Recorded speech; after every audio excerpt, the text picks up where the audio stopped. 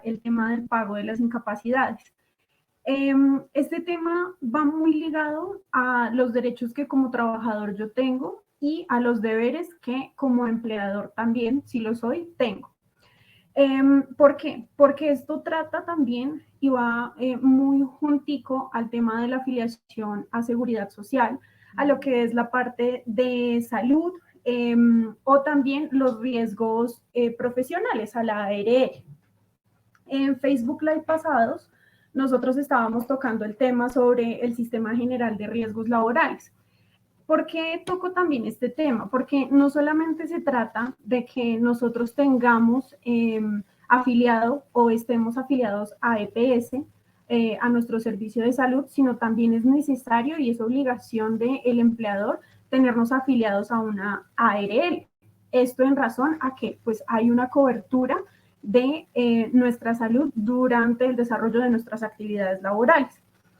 De manera muy escueta, pues la definición del Sistema General de Riesgos Laborales es básicamente pues es un grupo de entidades públicas que se encargan de proteger pues los derechos del trabajador a efectos de que de pronto puedan surgir enfermedades de carácter laboral o pueda darse también un accidente en el desarrollo de sus funciones. Toco también este tema porque las incapacidades no solamente son de origen común, sino también es necesario tener en cuenta que también se pueden dar dentro del marco del desarrollo de nuestras actividades laborales y por eso también es tan necesaria la afiliación a la ARL. Entonces, ¿qué es una incapacidad médica?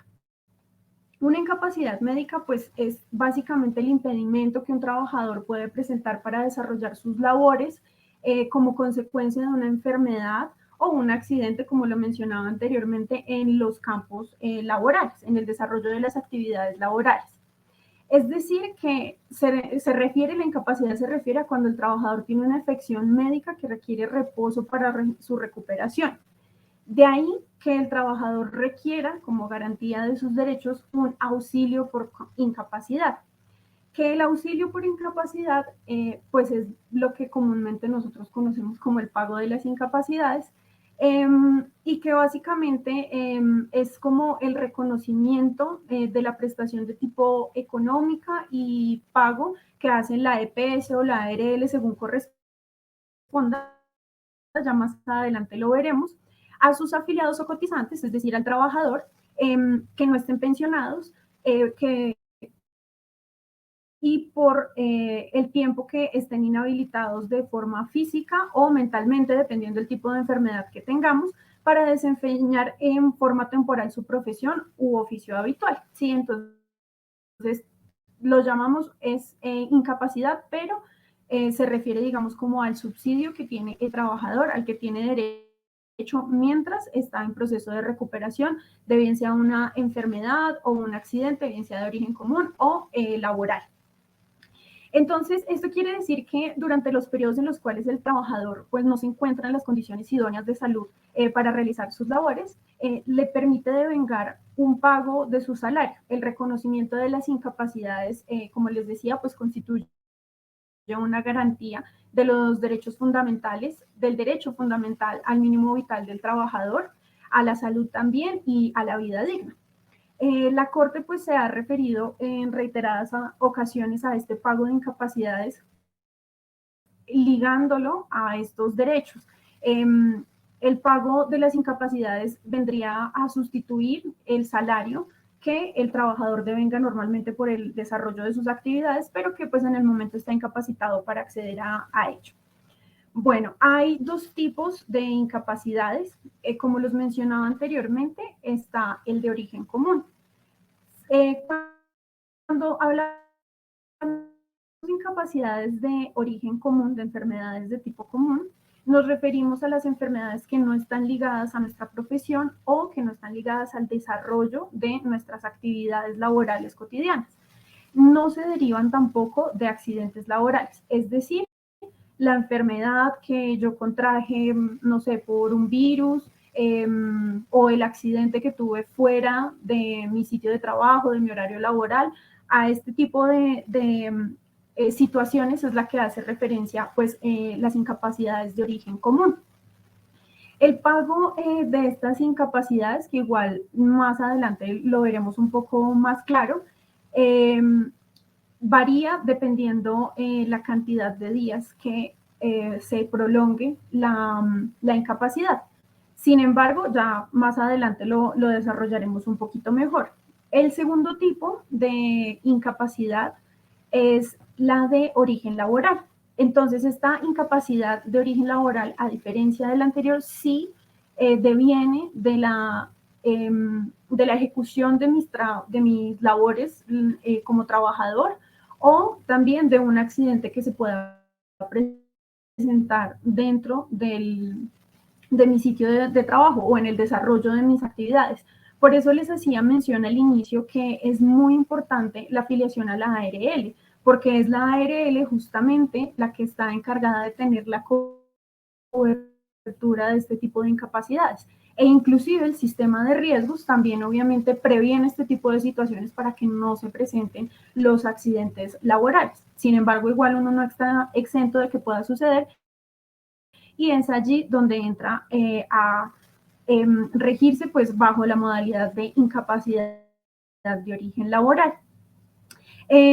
Como les decía, pues esta incapacidad sí está a cargo de la ARL, sin embargo, ya más adelante pues revisaremos como los tiempos.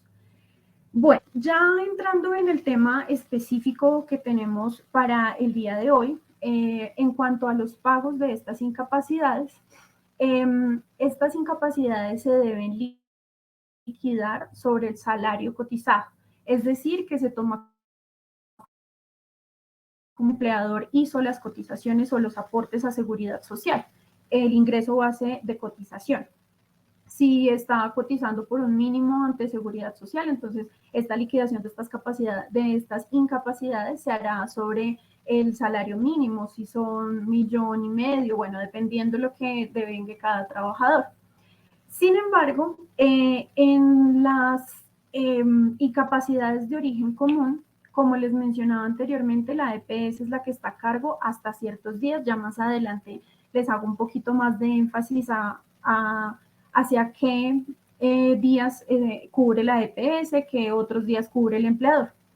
Ese auxilio económico que recibe el trabajador durante la vigencia de esta incapacidad laboral de origen común corresponde a los 2 primeros días al 66.66% del ingreso base de liquidación. Si es de 3 días hasta los 90 días, entonces sigue bajo los 66.66%.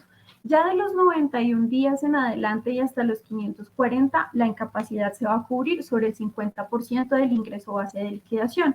Esto es muy importante tenerlo en cuenta porque muchas veces hay trabajadores que muy juiciosamente pues cubren, digamos, empleadores que cubren, digamos, el 100% de las incapacidades en los días que tienen cobertura, o hasta inclusive ellos ponen el excedente, pero tengamos en cuenta que no están obligados a pagar sobre el 100% del ingreso base de liquidación, sino sobre los porcentajes que se les acaba de dar.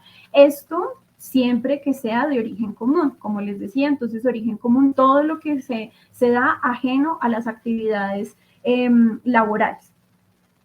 Entonces, bueno, en cuanto a la cobertura de quién paga qué, en qué días, de acuerdo al parágrafo primero del artículo 40 del decreto 1406 de 1999, que fue modificado mediante el decreto 2943 del 17 de diciembre del 2013, si es de 0 a 2 días, el pago de estas incapacidades de origen común está a cargo del empleador.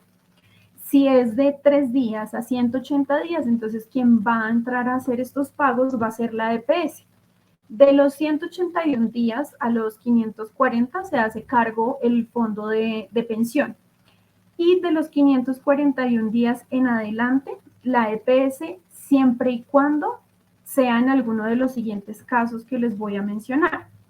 El primer caso es si existe un concepto favorable de rehabilitación expedido por el médico que esté tratando al trabajador, y de ahí es necesario continuar con el tratamiento médico. ¿Qué quiere decir? que el médico efectivamente al emitir un concepto favorable de rehabilitación está diciendo la enfermedad que tiene el paciente sí tiene recuperación, pero requiere más tratamiento médico. En ese caso, entonces, la EPS, pese a que hayan superado los 541 días, sigue cubriendo el pago de este auxilio de incapacidad.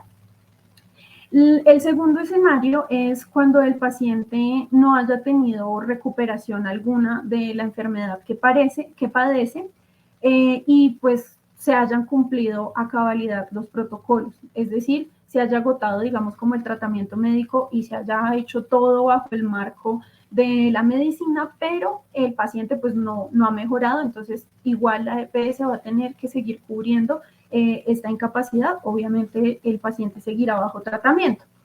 El tercer escenario en el que la EPS tiene que seguir cubriendo estas incapacidades es cuando se trata de enfermedades concomitantes que se hayan presentado